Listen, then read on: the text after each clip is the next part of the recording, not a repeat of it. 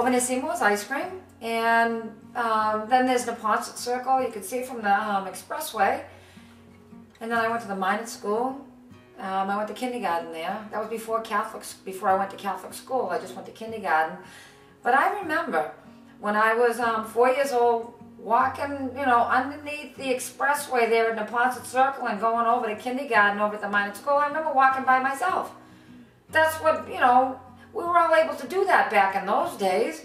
I remember because, you know, 4 years old, back in those days, you were almost like middle-aged. It was like you were a teenager already, because when people had kids back in those days, you know, by the time the kid could walk, parents would give them a diaper and say, go out and play. So it wasn't uncommon to see little toddlers walking around the streets of Boston, and it was okay back then. It really was okay. It wasn't like neglect or anything like that. Because you knew, if you were a parent, that all the neighbors were going to watch the kids. So you'd see the kids walking up and down the street. If you saw a little toddler walking up and down the street, it looked a little bit like, you know, he might have been lost. You know what street he was going down. They'd give him a little drink, you know, a little snack, turn him around and send him on his way, the little guy or the little girl, you know, and send them home. Nobody bothered these little kids walking around the streets of Boston. But that's how the parents taught them how to live in the city. So I was 4 years old walking to school. And I could take care of myself even at 4 years old. You know, and then you came home from school and everybody played outside. Back in those days, nobody went in the house. You didn't dare go and knock on your door until it was dark outside, until the street lights were on. Didn't matter what the weather was outside. Didn't matter if it was raining or if there was a blizzard or if it was 110 degrees. You did not go knock on your door to go into the house until it was dark outside. And if you did, you better have a good reason for going. The police better be escorting you up the stairs to your house, or you better be covered in blood. That's what my mother used to say to all 7 of us. We'd be outside playing all day.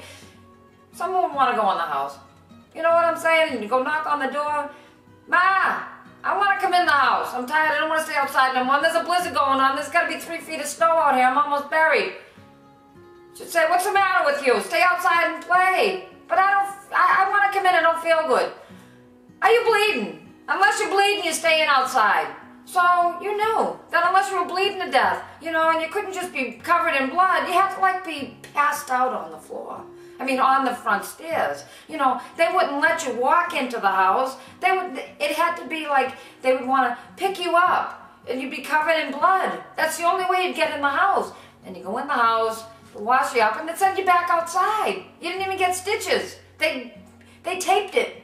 That was it.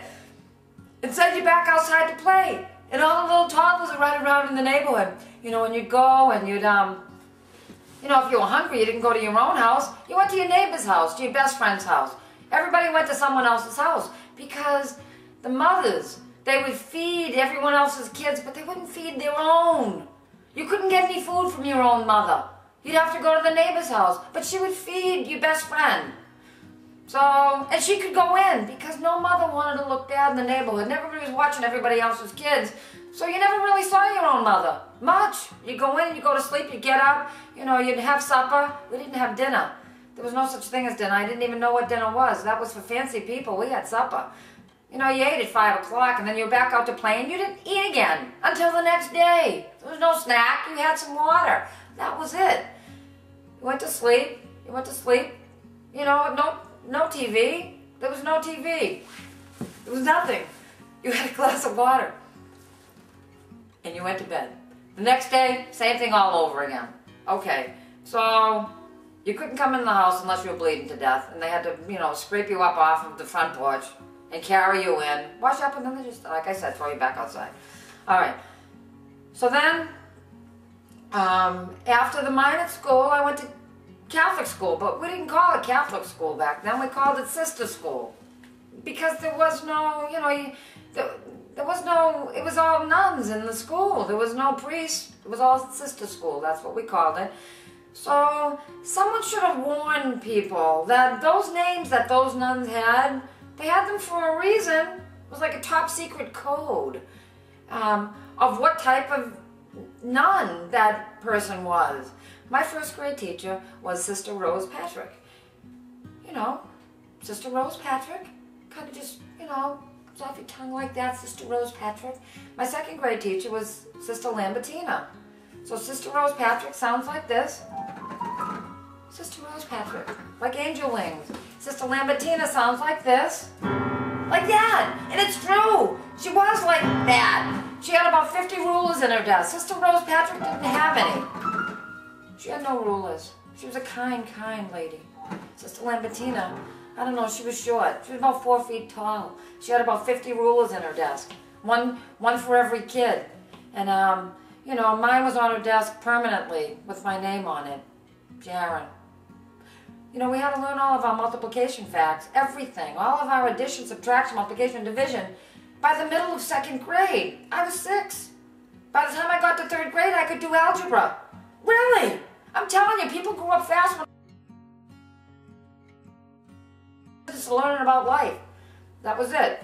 So Catholic school,